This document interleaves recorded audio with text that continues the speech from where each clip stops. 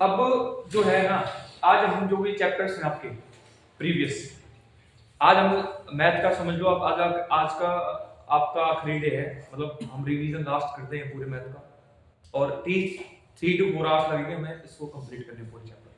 तो अपनी जितनी भी नोटबुक्स हैं, बुक्स हैं, बंद करके चुपचाप बैठ तसल्ली से लिखना लिखना कुछ भी नहीं है, लिखना घर जाके आप वीडियो से जाके देख के लिख लेना, बस आज समझना है ढंग से, और हम अपने फिर टेस्ट पर फोकस करेंगे सारी चीजें, ये रहेगा हमारा। और हमारे पास अभी पूरा 1 से 1.5 महीना बचा हुआ पूरा पेपरों के लिए, तो आगे लिए तैयार हो, ठीक है। और अब जो चैप्टर स्टार्ट करते हैं वो हमारा आपका जो चैप्टर है कंपेयरिंग क्वांटिटीज। हमारे यहाँ पे थोड़ी फिर भी डाउट हो रहे हैं, क्वेश्चन नहीं कर पा रहे हैं, हमें क्वेश्चंस क्लियर नहीं है, क्वेश्चंस कब फॉर्मूला कब लगाएं, ठीक है। तो वो चीज को लेते हुए और क्वेश्चन को करते हैं फटाफट, मतलब फॉर्मूला डिस्कस करेंगे, सारे फॉर्मूला डिस्कस करते ही सारी चीजें एक साथ करते हैं। बेटा बात करते हैं कंपेयरिंग क्वांटिटीज। क्या है कंपेयरिंग क्वांटिटीज? तो कंपेयरिंग क्वांटिटीज में कार्तिक तेरा भी इंक्लूड हो जाएगा बेटा, सारी चीजें रहेंगी कंपेयरिंग क्वांटिटीज। मैं इसमें 2-3 पार्टीशन कवर करूंगा तो समझ सकते, ठीक है। तो कंपेयरिंग क्वांटिटीज में पहले बेटा बात करते हैं परसेंटेज की बात। किसकी बात? परसेंटेज। तो परसेंटेज की बात की जाए, सिंबल जो होता है, क्या होता है सिंबल, ये बेटा कुछ ऐसे बनता है, ये होता है आपका परसेंटेज का सिंबल। अगर इसकी जो वैल्यू की बात की जाए, अगर इसकी वैल्यू की बात की जाए तो बेटा इसकी वैल्यू होती है 100, नहीं होती है 100 इसकी वैल्यू होती है, ठीक है। अभी क्लियर ना हो तो अब क्लियर कर लेना और अच्छे से, क्योंकि इसलिए मैं जल्दबाजी चैप्टर करा देता हूं, दोबारा हम रिवीजन कर लेना फटाफट, समझ में आ गया बेटे। अब बात करते हैं, सिंबल क्लियर हो गया। यहां पर मान के चलो टाइप 1, क्या है टाइप 1। बात करते हैं अधिकतर रेशियो, क्या बात करते हैं रेशियो के बारे में पढ़ा दो। रेशियो का अगर बात की जाए सिंबल की बात, रेशियो का ये होता है डबल डॉट। क्या होता है डबल डॉट? कहते हैं रेशियो। रेशियो का मतलब क्या होता है कि इसमें 2 क्वांटिटीज होती हैं। क्या होती है? 2 क्वांटिटीज होती है, पर जब रेशियो लग गया तो वो 2 इक्वल क्वांटिटीज में क्या हो जाएगा? क्या हो जाएगा? 2 इक्वल क्वांटिटीज में क्या हो जाएगा? कन्वर्ट। समझ आ गया? क्लियर हो गया? मान के चलो मैंने लिखा 3:2, तो मतलब कि ये 2 क्वांटिटी है वो इक्वल पार्ट्स में डिवाइड करके लिखी गई होंगी, ठीक है। बस समझ में क्लियर हो? अब बात करते हैं कि लिखते कैसे हैं। लिखते इस पेज में क्वेश्चन टाइप करेंगे। क्वेश्चन क्या होगा कि आपसे पूछा जाएगा एग्जांपल से करते चलना, एग्जांपल मतलब जितने एग्जांपल उतने टाइप, जितने एग्जांपल उतने टाइप, जितने एग्जांपल उतने। कहता है write the ratio of 45 rupees to 50 पैसे। 50 बेटा इसमें 2 कंडीशन आती है। क्या आती है? 2 कंडीशन होती हैं, एक तो यूनिट सेम होगी और एक बिना यूनिट का सेम नहीं होगा। क्या नहीं होगा? एक तो यूनिट सेम होगी और एक यूनिट सेम। तो हमारा क्या था, इसमें 2 टाइप से क्वेश्चन बनता है। क्या होता है? 2 टाइप से क्वेश्चन बनता है, जब यूनिट सेम होंगी और जब यूनिट सेम नहीं होंगी। अगर यूनिट सेम नहीं है, पहले आप कन्वर्ट द यूनिट, बट याद रखना कन्वर्ट द यूनिट जब करोगे तो आपको बिगर यूनिट को स्मॉलर यूनिट में कन्वर्ट किसमें करना है? स्मॉलर यूनिट में तुम्हें कन्वर्ट करना होगा। तो वो क्या माना जाएगा? हमेशा याद रखना। जैसे अब देखना 45 रुपीस और 50 पैसे। अब आपको पता है कि रुपीस सबसे बड़ी यूनिट है, तो हम यहां लिखेंगे 1 रुपीस इज इक्वल टू 100 पैसे। 100 और तो 45 rupees is equal to 45 multiply 100 is equal to 45 100 पैसे। तो समझ में आ गया? अब क्या होता है कि जब ये 2 लगाया तो 2 2 से पहले जो यूनिट है वो लिखी जाएगी और 2 के बाद होगी वो यूनिट लिखी जाएगी। बात समझ में? तो 4500 पैसा 4500 और 50, तो जब 2 लगा हुआ है वहां पर हम क्या लगा देंगे, रेशियो का सिंबल लगा देंगे। बात समझ में? अब यहाँ पे एक बात और समझ, यहाँ पे बात आती है सिंपलेस्ट फॉर्म की। किसकी फॉर्म बात आती है? सिंपलेस्ट फॉर्म याद रखना। सिंपलेस्ट फॉर्म करने का तरीका होता है कि हमें क्या करना है, cut with the same table, cut with the same table,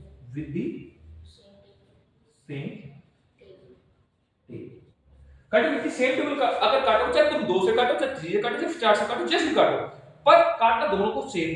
तो जैसे मैंने इसको काटा तो 0 से 0 कैंसिल, अब 5 से दोनों कटेंगे, 5 से काटोगे तो ये 90:1 is your पहले बात समझ में आ गई।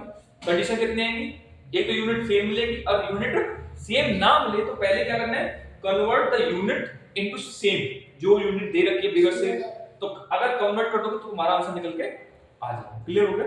पहली बात क्लियर हो गई? कोई डाउट रहेगा? टाइप 1 क्लियर हुआ? अच्छा, अब बात करते हैं example number 2।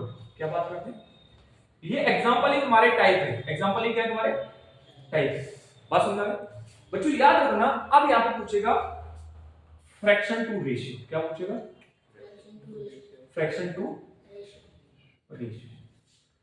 Fraction to ratio याद रखना बेटा, अगर फ्रैक्शन की बात की जाए तो फ्रैक्शन आपका एक न्यूमरेटर होता है और एक डिनोमिनेटर। जब भी रेशियो में लिखने जाओगे, किस में लिखने जाओगे, तो आपका न्यूमरेटर पहले आएगा, डिनोमिनेटर या ऐसे n रेशियो d। पर याद रखना जब भी लिखोगे तो right in the simplest form, right in the simplest form. आपको सिंपलेस्ट फॉर्म में वो लिखना पड़ेगा। समझ आ गया? इसमें भी लिखा कन्वर्ट 45/20 इनटू रेशियो, ठीक है? बात समझ आ गई? तो जब करने जाओगे तो पहले इसको या तो काट लो या वैसे काट लो। तो मैंने रेशियो लिखोगे तो 45 पहले क्या आएगा, पहले आएगा 45 रेशियो 20, तो इसको क्या करेंगे, cut with the same table. बात समझ में? क्लियर हुआ? उसको काटोगे, 5 9 the 45, sorry 5 9 the 45 4 the 20, that is your. Clear हो गया? डाउट क्लियर है? अब बात करते हैं एग्जांपल नंबर 3। क्या बात करते हैं? एग्जांपल नंबर 3 कहता है कन्वर्ट 34 रेशियो 17 इनटू फ्रैक्शन। तो बेटा इस केस में याद रखना कि इसमें जो अगर रेशियो है तो रेशियो 34 रेशियो 70, तो ए क्या बन गया 34, बी क्या बन गया 70, और जब फ्रैक्शन लिखने जाओ तो ऊपर क्या आएगा, तो न्यूमरेटर ए बन गया और डिनोमिनेटर बी। तो जब आंसर लिखने जाओगे तो भी सिंपलेस्ट फॉर्म में ही लिखना होगा। तो इसमें लिखने जाओगे तो 34/70, तो काटोगे तो 2, तो 2/1 या खाली 2, that is your answer. Clear हो गया? कोई डाउट रहेगा? अब बेटा बात करते हैं example number 3, example number 4, example number थोड़ा सा हायर स्टैंडर्ड ले रहा हूं थोड़ा सा। अगर मान के चलो कहता है कन्वर्ट 3 राइट बाय 1/4 5 2/6 एंड 4/8, ऐसा कुछ लिखने का आता है और कहता है इनटू रेशियो, इनटू मतलब कि जब भी फ्रैक्शन में अगर रेशियो आ जाए, किस में आ जाए, फ्रैक्शन में रेशियो आ जाए, तो आपको क्या कर देना है, इसको क्या करना है, इसका तरीका देखना है। तो पहले इसको कन्वर्ट करो तो 4 या 12 और 1 13/4, 6 5 तो 30, 30 प्लस तो 32/6 और 4/, बेटा इसका क्या करोगे, ये पहले तो find the LCM of the denominators. क्या करना है, find the LCM of the denominators, तो डिनोमिनेटर्स का लोगे तो इसका क्या आ जाएगा 24 एलसीएम आ गया। क्या आ गया 24 एलसीएम निकालो बेटा। तो 24 में क्या करोगे, जैसे 24 है तो इस 24 को हम यहां पे करते हैं मल्टीप्लाई। क्या करेंगे, एक एक के साथ में मल्टीप्लाई। तो 30/4 मल्टीप्लाई 24, तो इसको 4 इन द 4 6 तो 78 है। क्या आया पहला 78। दूसरा अगर करने जाओगे तो 36/6 into 24, 6 में 6 6 4 24, तो 6 4 24 2 4 12, तो 144 कितना है। और तीसरा 4/8 है, 4/8 मल्टीप्लाई 24, 4 इन द 4 3 so 8 3 24 तो 12। तो जब भी जितने भी आंसर आ गए, अब इनको क्या कर देना, रेशियो में ले लेंगे। जो नंबर जहां है, तो पहला नंबर क्या है 78, दूसरा नंबर क्या है 144। अब तुम्हें बताया कि ये सारे नंबर कट सकते हैं दोबारा। क्या कर सकते हैं, दोबारा ये नंबर कट सकते हैं, दोबारा फिर काट देंगे। काटोगे 2 से काटो, 6 से बाय 2 बाय 2 काटोगे तो ये 39 टाइम्स कटेगा। कितने टाइम्स कटेगा 39, और ये 72 और ये 6। अब आपको बताइए दोबारा फिर कट रहा है किससे, बाय 3, तो 39 टाइम्स कटेगा, और ये 3 to the 6 24 टाइम्स, और ये तो तुम्हारा आंसर क्या है लास्ट में जाके 30/24/2। ये तुम्हारा हो गया आंसर। क्लियर समझ में आ गया, कोई डाउट रह गया था? हां बेटा 32 आएगा सेकंड में। कहां से 32 है, 36 कहां है 36, सेकंड कहां है सेकंड, जहां पे आपने 22 लिखा है वहां पे सेकंड में आपने 36 ओ लिखा होगा। यहां मिस्टेक हो गई। चलो यहां से सही कर लेते हैं, मतलब हो गया सेम ही, तो यहां मिस्टेक है तो उसको सही कर लेते हैं। 30 इसको सही कर लेते हैं, इसको सही कर लेते हैं, इसको सही कर लेते हैं, मिस्टेक हो गई तो यहां से सही कर लेते हैं।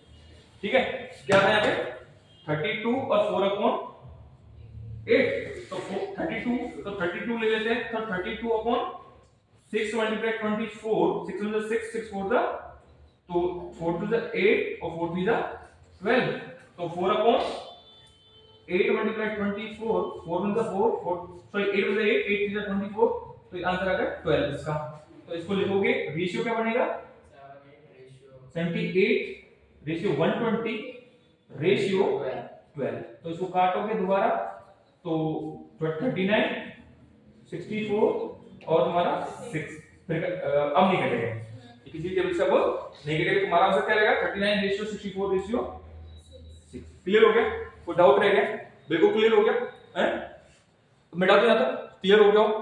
अब बात करते हैं बेटा आगे यहां पर, इसके बाद बात बारी आती है। अब यहां पे कुछ क्वेश्चन और भी आते हैं, तो उसको देखना। एक क्वेश्चन क्या होता है,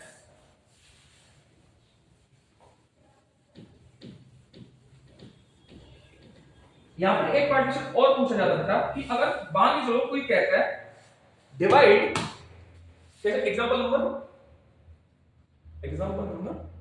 5 कहता है divide 1000 rupees into Ram and Shyam if the ratio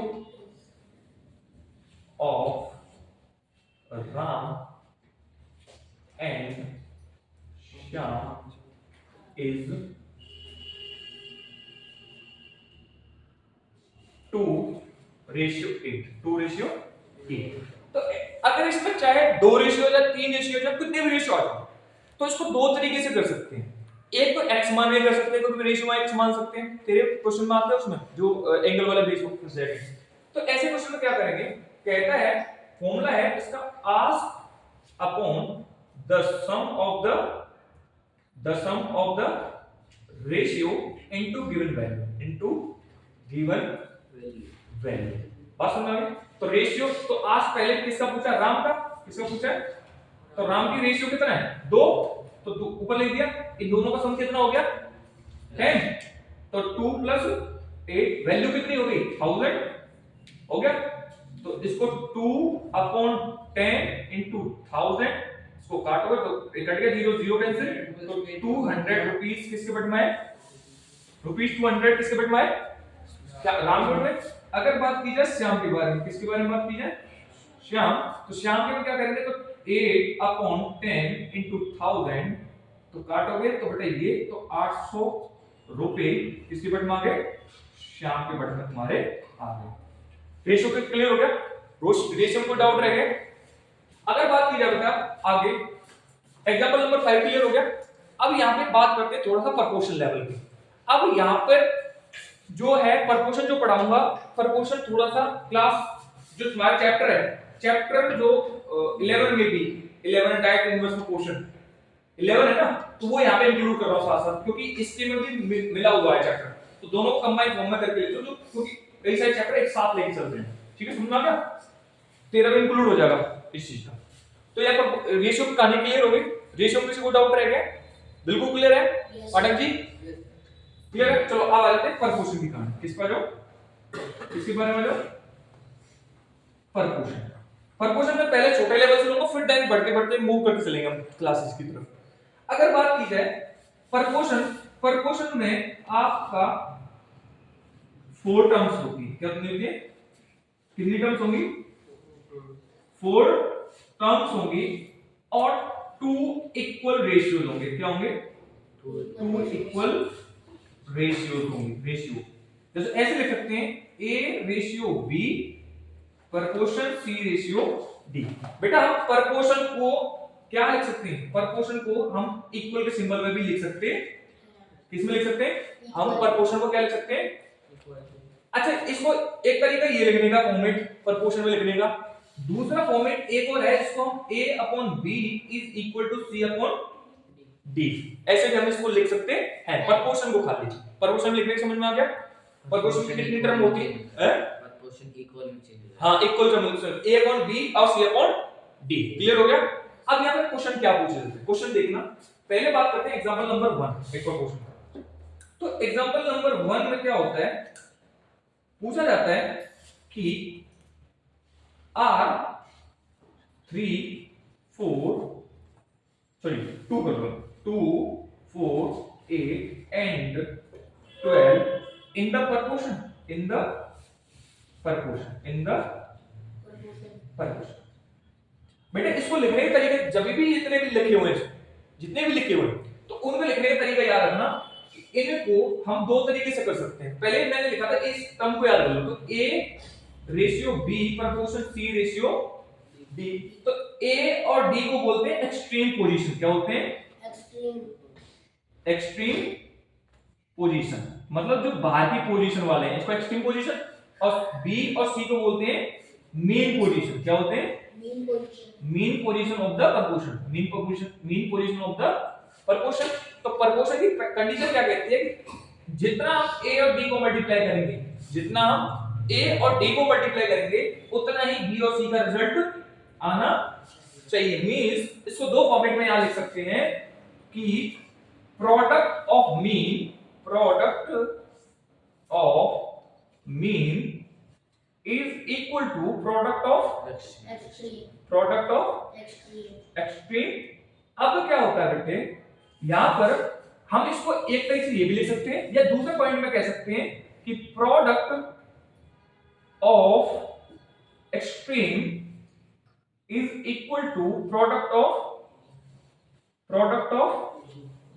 mean लिख सकते हैं। बात समझ में?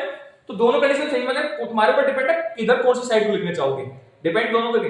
तो मैं भी चलो, मैंने कौन कौन से नंबर दिए, तो तुम्हारे नंबर है तो 2 रेशियो 4 प्रोपोर्शन 8 रेशियो 12। तो इसका 2 और 12 का मल्टीप्लाई करो, 4 और 8 का मल्टीप्लाई करोगे, तो अगर आपको दिखाई दे रहा है 2 मल्टीप्लाई 12, तो ये कौन सा होगा? Product of mean extreme. Extreme product of extreme हो गया। तो प्रोडक्ट ऑफ एक्सट्रीम हुआ, और तुम्हारा क्या होगा? 4 into 8 कितना हो गया? Product of mean. क्या हो गया? Product of mean. तो ये कितना है? 24 इज इक्वल टू 32। तो नॉट इक्वल है, बराबर नहीं है, तो means the given numbers are not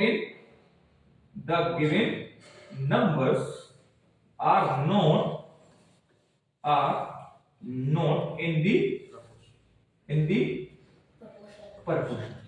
समझ में आ गया? क्लियर हो गया? अगर इक्वल आता तो हम उसको क्या मानते? प्रोपोर्शन मानते। अगर नहीं है तो हम उसको प्रोपोर्शन नहीं मानेंगे। एग्जांपल 1 क्लियर होगा? एग्जांपल जैसे क्वेश्चन बोल रहा हूं वैसे वैसे क्वेश्चन तुमसे पूछ जाएंगे। दूसरा एग्जांपल नंबर 2 क्या पूछे? एग्जांपल नंबर 2 क्या कहता है? एक कंटीन्यूअड प्रोपोर्शन होता है बेटा। क्या होता है?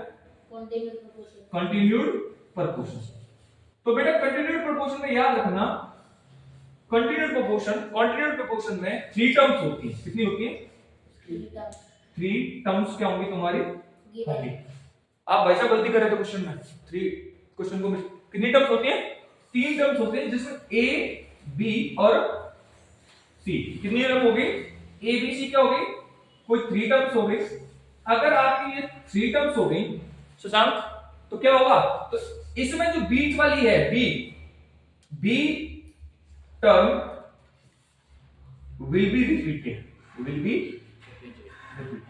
मतलब कि आपकी जो बी वाली टर्म है वो अपने आप को क्या करेगी शशांक? रिपीट करेगी। दीपक क्लियर हुआ? तो हम इसको कह सकते हैं, इसको लिख सकते हैं कि b a ratio b proportion b ratio c, ऐसे लिख सकते हैं। समझ में आ गया? क्लियर हुआ? क्लियर है? किसी को डाउट रह गया? इसमें कंडीशन याद रखना, इसमें स्क्वायर रूट निकालना पड़ता है। क्या पड़ता है? स्क्वायर रूट निकालना पड़ सकता है। तो इसमें स्क्वायर रूट मीन प्रोपोर्शन के लिए आता है। इस क्या होता है? तो इसको हम कह सकते हैं कि a multiply c is equal to b multiply b, बराबर होना चाहिए, तभी क्या होगा? आपका आंसर माना जाएगा। तो मींस एग्जांपल लेते हैं कि 3, 4 and 8 are in the continued proportion है या नहीं? अब याद रखना, ठीक है? क्लियर हो गया? तो कंटीन्यूअड प्रोपोर्शन में याद रखना कि कंटीन्यूअड प्रोपोर्शन में क्या बताया था कि जो 4 है वो अपने आप को क्या करेगा? रिपीट करेगा। अगर 4 अपने आप को रिपीट करेगा, यहां पे 8 भी जगह कर लो, 2 कर ले, सीधी कर लो, 2 कर ले, 2, 4 and 8, 2, 4, 8। अब देखना 2 रेशियो 4 प्रोपोर्शन 4 रेशियो 8, तो 2 into 8, 2 into 8 क्या होगा? Product of extreme, product of Aditya क्या होगा बेटा? Product of extreme is equal to 4 multiply 4 is product of mean. तो प्रोडक्ट ऑफ मीन हो गया बेटा, तो 16 इज इक्वल टू 16, तो मींस कि 2, 4 and 8 आर यस। तो यह लिखेंगे yes 2, 4 and 8 are in the continued proportion। बेटा क्लियर हुआ?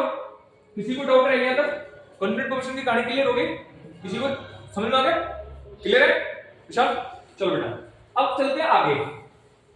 आगे में क्या होगा कि कंटीन्यूअड प्रोपोर्शन में यहां पे याद रखना प्रोपोर्शन के टाइप बता। पहले भी 1-2 पार्टीशन और है, उसको भी क्लियर करें। कंटीन्यूअड प्रोपोर्शन में आपका एक मीन की टर्म आती है। क्या आती है? देखो बेटा जो एनसीईआरटी है उसमें ज्यादा नहीं है, मैं बता देता हूं पहले क्लियर। इसमें एनसीईआरटी में कुछ भी तुम्हारे में ज्यादा चीजें नहीं दे रही। ये प्राइवेट पब्लिशर्स की बुक्स हैं, वहां तुम्हें ये चीजें देखने को मिलेंगी। जैसे मैंने ये चीज एडवांस पढ़ाई, ठीक है, तो वहां पे तुम्हें देखने को मिलेगा। हाँ अब बात करते हैं example number 3 of the proportion. किसका पढ़ रहे हैं?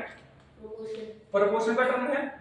तो बेटा याद रखना कि प्रोपोर्शन में जब लिखोगे तो प्रोपोर्शन में जब अगर कहता है जब 2 टर्म हो, क्या हो? 2 टर्म हो और पूछे find the mean proportion, find the mean proportion.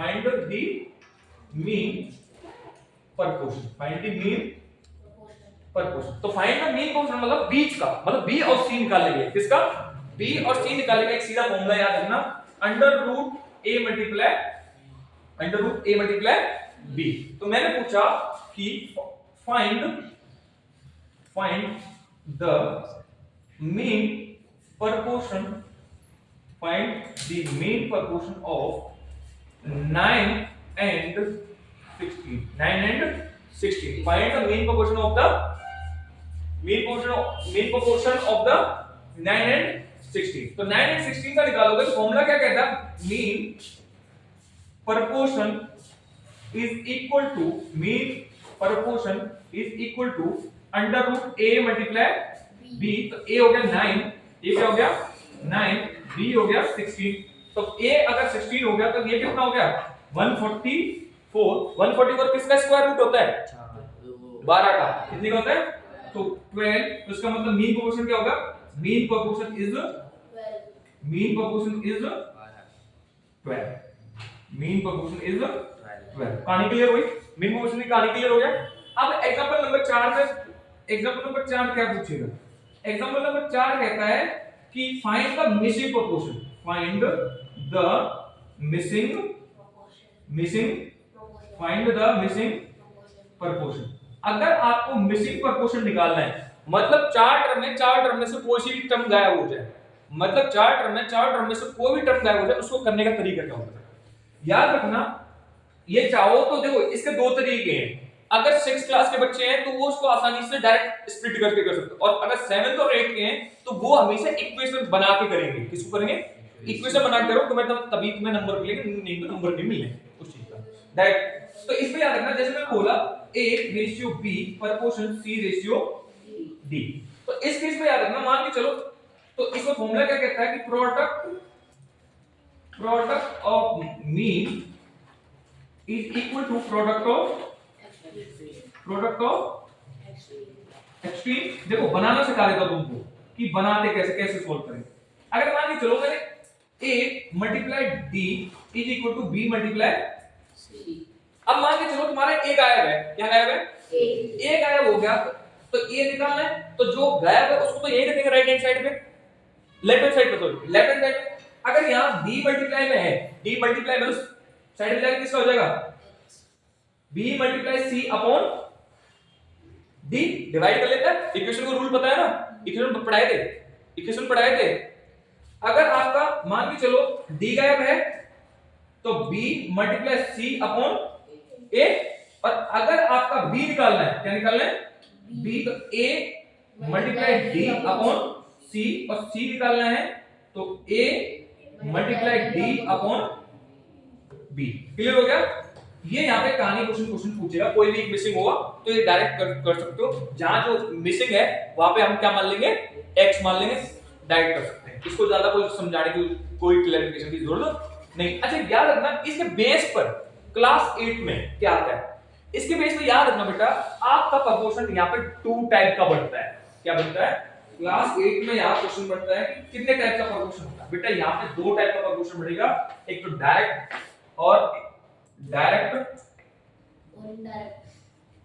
Proportion,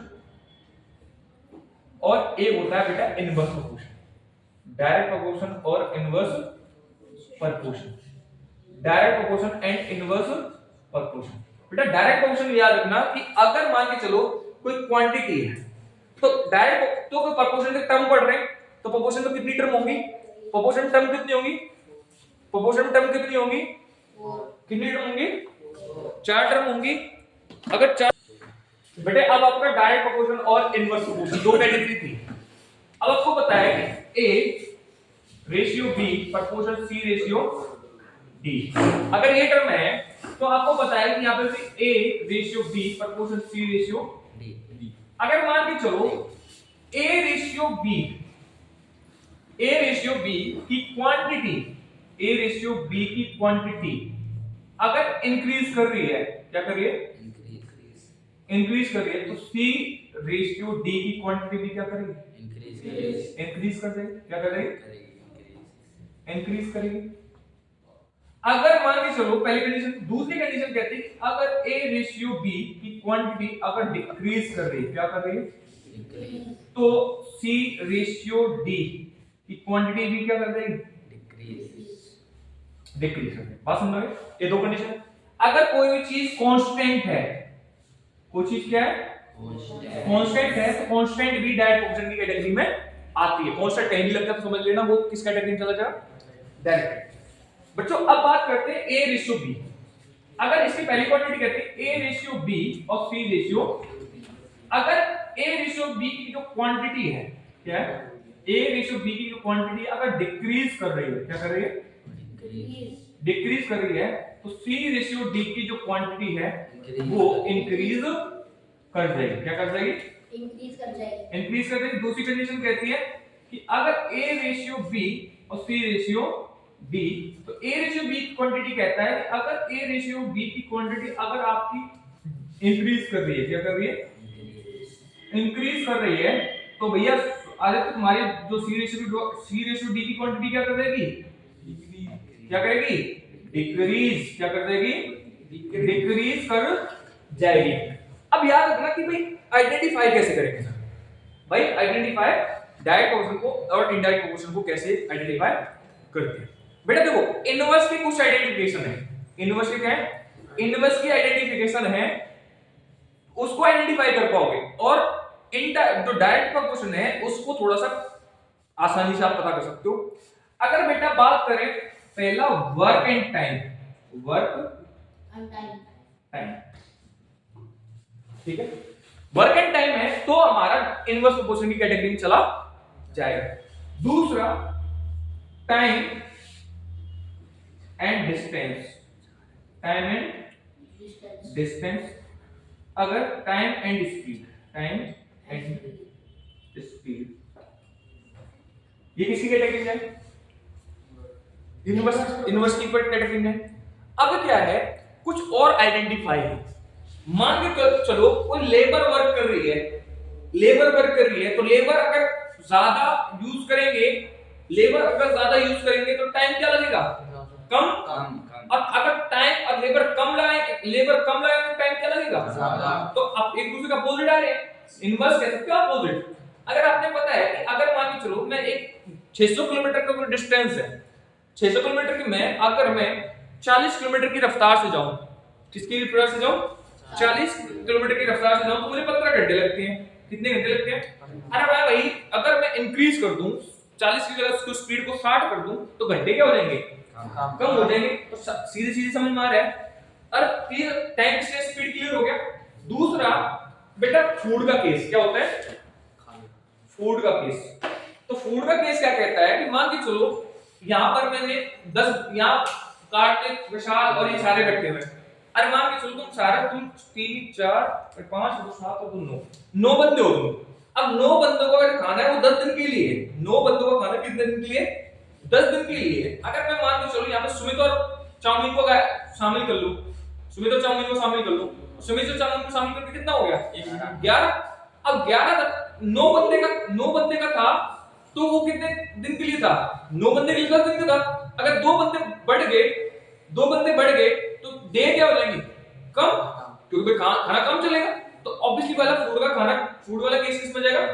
अब देखो बात करते हैं डायरेक्ट प्रोपोर्शन की और कैटेगरी में। डायरेक्ट प्रोपोर्शन में क्या कर सकते हैं? अगर प्राइस का केस हो, क्या हो? तो प्राइस में आप आइडेंटिफाई कर लोगे ये किसका केस बनता है? डायरेक्ट प्रोपोर्शन की कैटेगरी का आपका क्वेश्चन बनेगा। देखो ये कुछ कैटेगरी थी इसकी, इसको हम मतलब कि आपको थोड़ा सीधा कहने का मतलब ये है कि आपको क्वांटिटी को देखना है, कौन सी बढ़ रही है कौन सी घट रही है। ये तो कुछ कोड वर्ड थे, कुछ कहानियां थी जिससे हम कुछ चीजों को कि भाई फिक्स दी हुई है हमें पता करके अगर ये केस आ जाता है तो सीधा यूनिवर्सिटी कैटेगरी में उसको डाल देंगे। समझ में आ गया? कोई डाउट रह गया? ठीक है। अगर बात करें आगे, अब क्या है कि डायरेक्ट प्रोपोर्शन का एक चीज क्लियर थी कि डायरेक्ट प्रोपोर्शन को ये तो पता लगेगा क्वेश्चन में कैसे आइडेंटिफाई करेंगे। अब फॉर्मूला कौन सा इस्तेमाल करेंगे?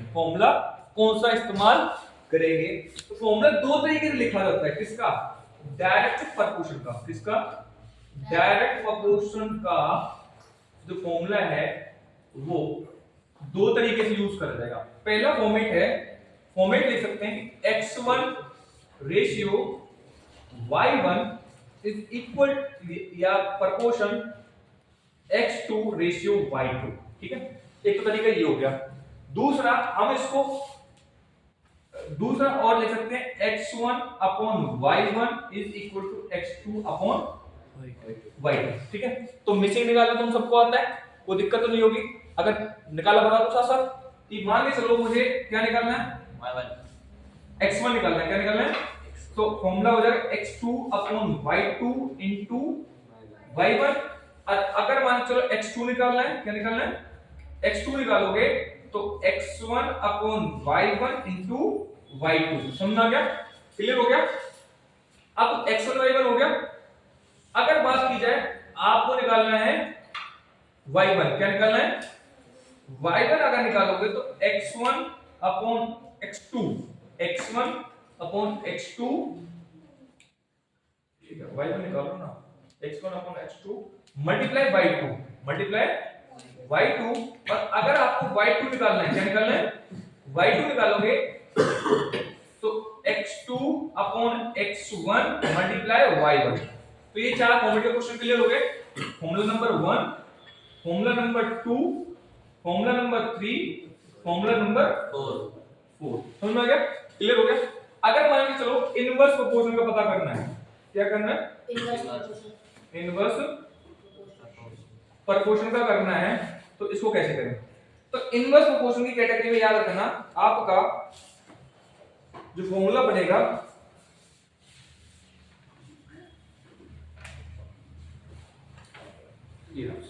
तो फॉर्मूला है आपका इसका x1 अपॉन x2, x1 तो ये x2 इधर आ गया और y2 upon y1, x1 upon x2 और y2 अपॉन y1। ये कैटेगरी किसकी हो गई?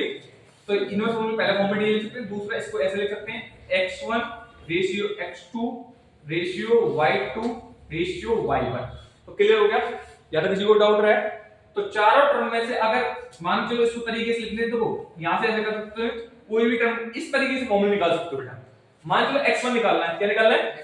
तो x1 निकालने के लिए क्या करेंगे? x2 multiply y2 upon y1। समझ में आ गया? अगर मान चलो x2 निकालना है तो x1 multiply y1 upon y2। और अगर मान चलो आपको y2 निकालना है तो y2 निकालो x1 multiply y1 upon x2 और x1 y1 निकालना है, क्या निकालना है? y1। तो y1 निकालने का फॉर्मूला होगा x2 multiply y2 upon x1। ये तुम्हारे ये चार फॉर्मूले और बन गए। तो इनको इन तरीकों से क्या कर सकते हैं हम? क्वेश्चन को निकाल सकते हैं। ठीक है बच्चों? क्लियर हो गया? अब यहां तक तो क्वेश्चन क्लियर हो गया। क्वेश्चन यहां अब बात आती है कि सर यहां से आगे क्वेश्चन कैसे सोल्व करेंगे। तो कुछ क्वेश्चंस मैं यहां पे ले रहा हूं एक एग्जांपल, जिससे आप आइडेंटिफाई कर पाओ कि हम सोल्व कैसे करेंगे, हम सोल्व कैसे करेंगे, हम सोल्व कैसे करेंगे। आगे क्या करना है, अब बात करते हैं कुछ क्वेश्चंस और हैं। क्या है? कुछ क्वेश्चंस लेते हैं और हम डब्बे को पढ़ाने की कोशिश करेंगे। डब्बा 2-3 एग्जांपल के थ्रू क्लियर करेंगे। ठीक है? अब तुम्हें डब्बा क्या होता है? डब्बा मतलब इसके फॉर्मेट कैसे सोल्व करेंगे, फॉर्मेट कैसे हिसाब से सोल्व, मतलब कोई अगर मिसिंग प्रोपोर्शन है तो उस प्रोपोर्शन को निकालना कैसे है। अब वो वेरीफाई तो तभी करोगे भाई कि तुम्हें पहले पता हो कि इनवर्स है डायरेक्ट है। तो पहली कैटेगरी में याद रखना है क्वेश्चन है। क्वेश्चन क्या कहता है सुनना अच्छे से। कहता है if the weight of 12 sheet thick paper is 40 grams, मतलब 12 शीट है जो मोटी है उनका जो टोटल वेट है वो है 40 ग्राम। कितना है? अब कहता है कि भाई अगर कितने अगर 2.5 किलोग्राम हो तो उससे कितने पेपर बनाए जा सकते हैं। समझ में आया? अब एक चीज ये बताओ, अगर यहाँ क्वांटिटी, एक चीज यहाँ से क्लियर करना, पहले डब्बा बनाना सीखना है, तुम्हें डब्बे से अंदाजा पड़ जाएगा डब्बा कहना क्या चाहता है। पहले डब्बे में क्या करना है कि मान के चलो कितने थे, तो डब्बे के अंदर क्या करना है यार, ये इनवर्स और डायरेक्ट के दोनों के लिए क्या रहेगा? सेम रहेगा। डायरेक्ट और इनवर्स के लिए क्या हो गया? सेम रहेगा। बेटा पहली जो डब्बा होता है उसको मान लो x, क्या मान लो, और दूसरे डब्बे को मान लो। तो जब दो डब्बे बनेंगे इधर इधर, तो पहला x1 का होता है और दूसरा पहला y1 दूसरा y2। और याद रखना ये चेंज हो जाएगा। कब? इनवर्स में चेंज हो जाएगा जब आइडेंटिफाई करते हैं। ध्यान रखना। ठीक है? क्लियर हो गया? फॉर्मूला देख के लगाना। अब बात करते हैं, एक चीज बोलो, मेरे सामने देखना। x में मैंने एक चीज यहां पे दिखाई दी। पहला क्या था? Number of seats. क्या था? नंबर ऑफ सीट था। तो नंबर ऑफ सीट में दो कैटेगरी बन रही है, नंबर ऑफ सीट और वेट। क्या था? नंबर ऑफ सीट और वेट। तो वेट की बात की जाए तो एक चीज पता है कि पहला शीट की पहला जो है x1 y1 वो तुम्हें क्या कर रखे दे रखे, हमेशा शुरुआत वाले क्या होते हैं x1 और y1 बने। तो आपको पता है कि अगर बोला गया है कि 12 शीट का वेट कितना है 40, तो 12 यहां गया और 40 ग्राम। अब एक बात बोली गई है कि पूछा है कि अगर सेम पेपर बनाना हो तो 2.5 केजी में कितना बढ़ेगा, तो 2.5 केजी कहां जाएगा नीचे नीचे, तो 2.5 केजी जाएगा इसके साथ में, कहां जाएगा 2.5, तो ये किसमें 2.5 केजी। और मैंने एक चीज बताई थी कि जब कभी भी कोई भी चीज काटनी है, कुछ ऐसा करना है, सॉल्व करना क्वेश्चन को, तो हमेशा कैसी यूनिट कौन सी है, same always same same unit. ये मेंस्ट्रुएशन में इंप्लीमेंट होता है, ऑलवेज सेम यूनिट। यहां पर तो सेम यूनिट। अब ये बताओ कि 1 KG is equal to 1000 gram and 2 KG is equal to 2000 gram और 0.5 ग्राम केजी 500 ग्राम। तो इसको प्लस करोगे तो 2500 ग्राम तुम्हारा 3000 होगा, हां 3000 होगा ना। अच्छा 1 केजी भी तो है ऊपर, उसको वो बेटा तो वो बता अलग वो बताने के लिए करे हैं। तो 2500 ग्राम, तो मिसिंग क्या है। अब यहां तो क्लियर हो गया। अब मुझे ये नहीं पता कि ये इनवर्स है या डायरेक्ट है। अब एक चीज बताओ, या ऐसे आइडेंटिफाई करें, अगर मान के चलो यहां क्वांटिटी 40 ग्राम थी, तो यहां से क्या कर रही है ये क्वांटिटी बढ़ेगी, तो मतलब अगर ये क्वांटिटी बढ़ी है तो ऊपर वाली क्वांटिटी क्या कर जाएगी, तो मतलब कौन सा हो गया, डायरेक्ट हो गया।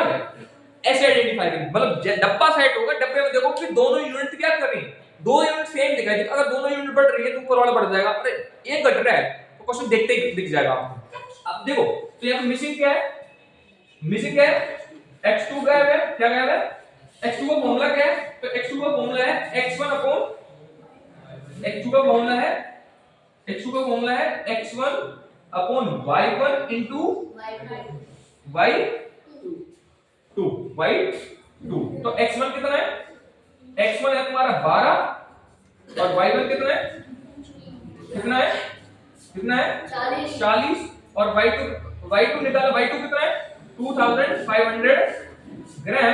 तो काटोगे तो 0 0 कैंसिल, 4 with the 4 4 3 12, तो तुम्हारी जो 750 पेपर्स क्या बन सकते हैं, बन सकते हैं 750 क्या करते हैं पेपर्स बन सकते हैं किसमें, किसमें आपका 2500 ग्राम के अंदर ये बन। तो तुम्हारा क्या क्या दिखाई दिया कि आपका यहाँ पर जो 750 पेपर है वो क्या कर सकते हैं, बनाए जा सकते हैं। तो डायरेक्ट प्रोपोर्शन का क्लियर हो गया। अब यहाँ पे एक और एग्जांपल लेते हैं इनवर्स प्रोपोर्शन का, किसका लेते हैं, इनवर्स प्रोपोर्शन का एग्जांपल लेते हैं और उससे फिर क्लियर करते हैं। बच्चों एक चीज याद रखना, इनवर्स प्रोपोर्शन की कैटेगरी में क्या करेंगे, तो इनवर्स प्रोपोर्शन में मान के चलो क्वेश्चन सुनना अच्छे से, क्या करना, क्वेश्चन सुनना। कहता है कि अगर 6 पाइप है, क्या है 6 पाइप है, तो वो 6 पाइप एक टंकी को भरते हैं 1 घंटे 20 मिनट के अंदर। कितना भरते हैं, 6 पाइप भरते हैं 1 घंटे 20 मिनट के अंदर। डब्बा तो सेम ही बनेगा। अब देखना, तो डब्बा अगर देखा जाए एग्जांपल 2, एग्जांपल नंबर 2, एक बात देखो कि पहले में क्या लिखेंगे, पहले में क्या लिखेंगे पाइप्स, नंबर ऑफ पाइप्स, और दूसरे में कितने नंबर ऑफ आवर्स या टाइम लिख देंगे, क्या लिख देंगे टाइम। अब एक चीज दिखाई दे रहा है कि अगर 6 पाइप कितने घंटे में भर रहे हैं, 6 पाइप भर रहे हैं, यहाँ पे टाइम दे रखा है 1 आवर 20 मिनट, 1 आवर 20 मिनट।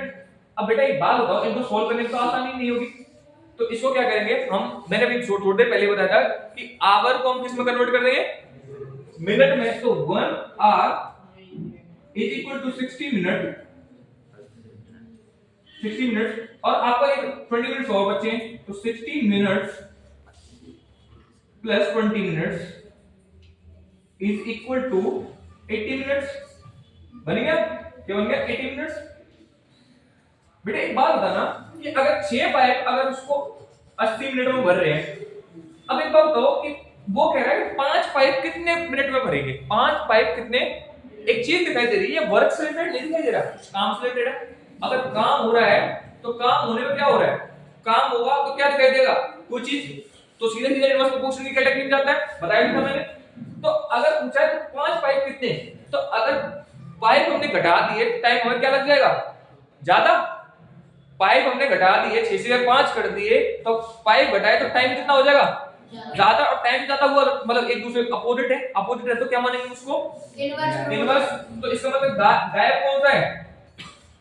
अब यहाँ पे कोई, अब इनवर्स की कैटेगरी में तो इसको सेम रख लो, इसको क्या कर लो, सेम ही मान लो। तो x1 x2 और y1 और y2, तो यहाँ पे y2 का फॉर्मूला क्या कहता है, यहाँ y2 का फॉर्मूला क्या कहता है, तो y2 is equal to x1 multiply y1 upon x2। तो x1 कितना है 6, y1 80 और x2 5, काटोगे तो 16, तो उसको लगेंगे 96 मिनट्स।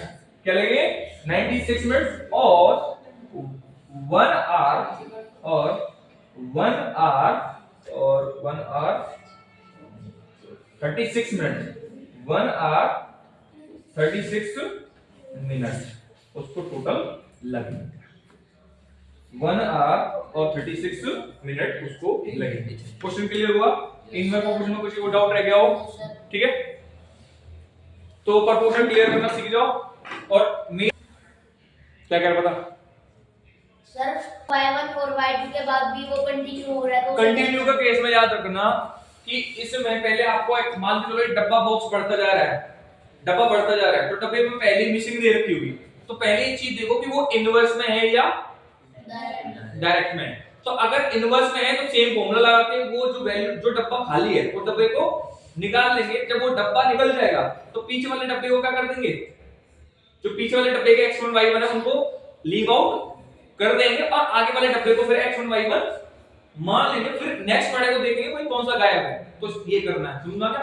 तो सर जो x2 के बाद x1 आएगा उसकी वैल्यू मान के चलो यहाँ पे ये गायब है, आगे और भी वैल्यू दे रखी हूं, तो पहले इसको निकालेंगे, फिर अगले में चाहे y1 y2 गायब हो या कोई भी चीज गायब हो, तो वहां पे जो मिसिंग है दूसरा ये देखना डायरेक्ट है या इनवर्स है। तो डायरेक्ट अगर इनवर्स है तो वहां पे उस तरीके से इन फॉर्मूले में से इंप्लीमेंट कर दे, पर फॉर्मेट सेम ही रहेगा जो डब्बे बनने का फॉर्मेट है, समझना क्या, क्लियर। अब चलते हैं नेक्स्ट टॉपिक की तरफ, क्या होगा इसी में नेक्स्ट टॉपिक है डायरेक्ट इनवर्स पोर्शन के अलावा बच्चों यहाँ पे हम क्या करते हैं, क्वेश्चन आपके प्रॉफिट लॉस को हम क्वेश्चन सॉल्व नहीं कर पाते। क्या नहीं कर पाते हैं, प्रॉफिट लॉस में क्वेश्चन सॉल्व नहीं कर पाते हैं। थोड़ा सा स्टैंडर्ड अप करके चलेंगे इसका, किसका, जो आपका प्रॉफिट लॉस और इसका, ठीक है, प्रॉफिट लॉस और उसका स्टैंडर्ड क्या करेंगे, अप करके इसका चलेंगे, ठीक है। अब बेटा तुम भी देखना, तुम्हारा भी लगभग कंपेयरिंग क्वांटिटीज वाला चैप्टर है ना, वो तुम्हारा रिवीजन हो जाएगा, फाइनल में आएगा स्टैंडर्ड भी, फाइनल नहीं आएगा तुम्हारे में तो आएगा, अरे तुम्हारे में तो आएगा, तुम्हारे में होगा शायद, फाइल में आएगा, देख लो फटाफट, देखो सॉल्व कैसे करते हैं बच्चों। इनको सॉल्व करने का तरीका क्या है, परसेंटेज को लेते हैं हम, क्या लेते हैं, परसेंटेज में लेंगे।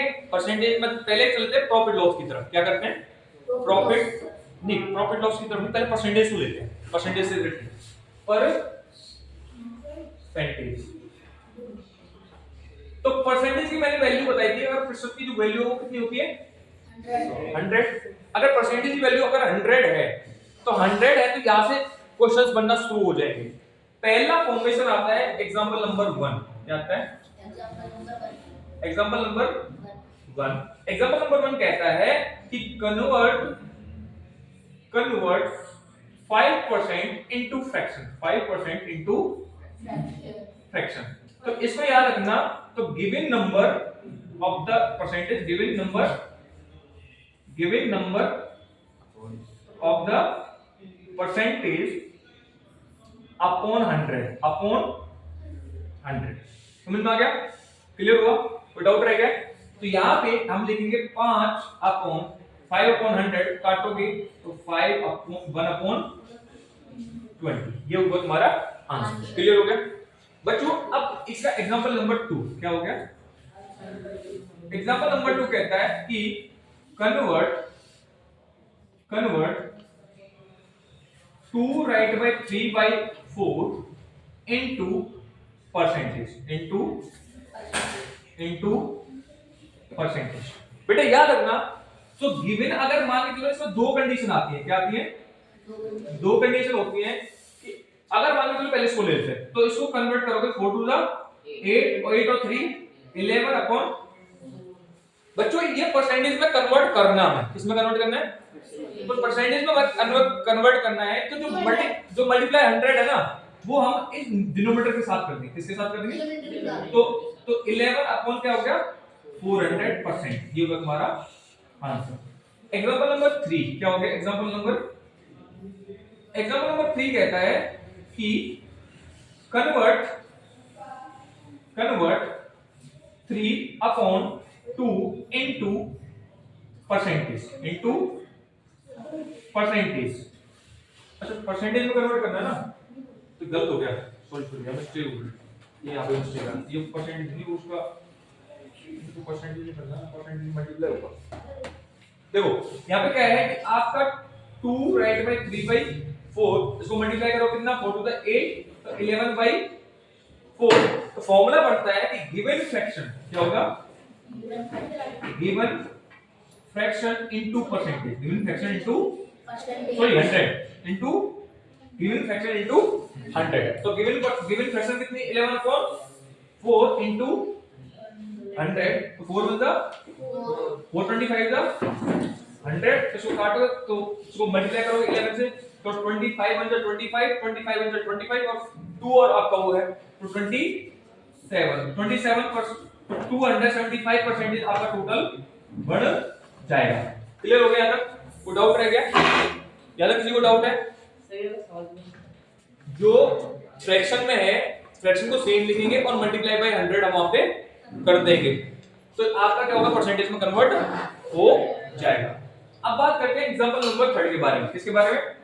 एग्जांपल नंबर 3 है कि कन्वर्ट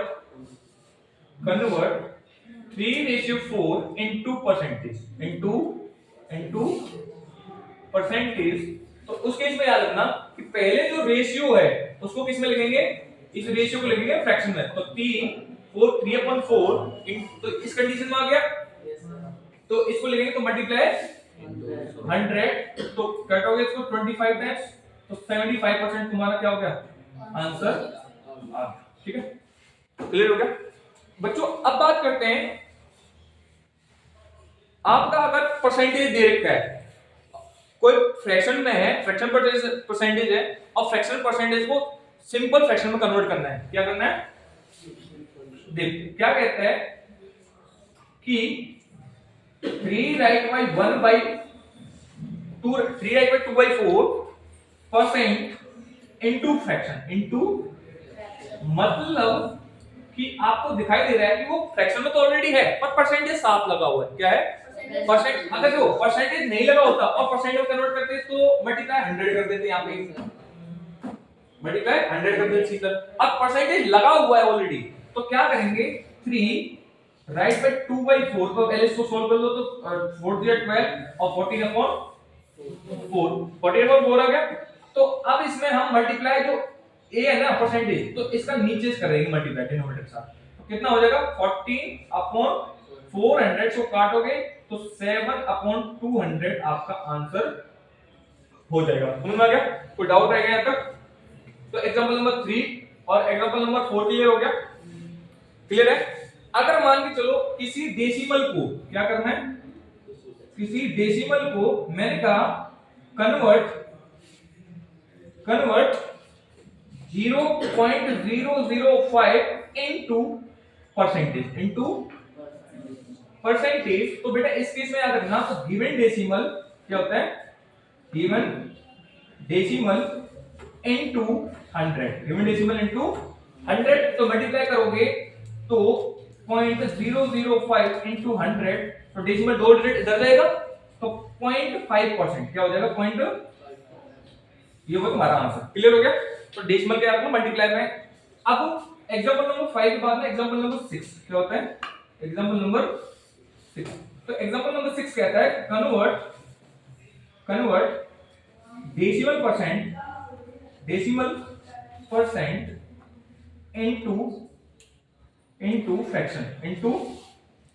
इनटू फ्रैक्शन। तो बेटा इसको करोगे तो 0.5% है, क्या है 0.5 परसेंटेज है। तो 0.5 को तुम्हें एक चीज पता है कि 5/100 तो लगेगा। डेसिमल वर्ड कितने डिजिट है? एक, तो एक जीरो और यहाँ पर क्योंकि एक, पर जब याद रखना कि जब भी परसेंटेज फ्रैक्शन में कभी भी कोई भी टर्म को लिखने जा रहे हो तो फ्रैक्शन में हमेशा आपकी टर्म सिंपलेस्ट फॉर्म में ही आएगी। किसमें आएगी? सिंपलेस्ट फॉर्म में ही तुम्हारी क्या होगी टर्म पूरी। तो 1/200 ये होगा तुम्हारा आंसर। किसी को डाउट रहेगा बेटा? कोई पूछना चाहता हो कुछ? या तो किसी को डाउट रहेगा? हाँ बेटा ये वाला बेटा डेसिमल का मल्टीप्लाई होता है, मल्टीप्लाई आता है डेसिमल का, जैसे नॉर्मल मल्टीप्लाई करते हैं तो उसी तरह से मैंने डायरेक्ट तुमको परसेंटेज है वो नहीं सही लैब ये परसेंटेज सिंबल है। ये एरो, हाँ पॉइंट है, वो जीरो बेटा। अब चलते हैं हमारा परसेंटेज का एग्जांपल नंबर 6 जो कि एग्जाम में पूछा जाएगा। ये 1 मार्क्स में आ सकता है, पूछ सकता है, पर जो आएगा वो 2 मार्क्स में तुम्हारे से पूछा जाएगा। और ये ऑफ का केस होता है। क्या होता है? 2-3 ऑफ एक साथ दे रखे होते हो, तुम जाके वहां घबरा जाते हो कि सर हम कैसे करें। बच्चों इनका याद रखना कि क्वेश्चन में घबराना नहीं है। पहली बात करते हैं ऑफ होता क्या बात करते हैं। अच्छा मैंने इतने पार्ट से पढ़ाया क्यों? इतने पार्ट से पढ़ाया क्यों?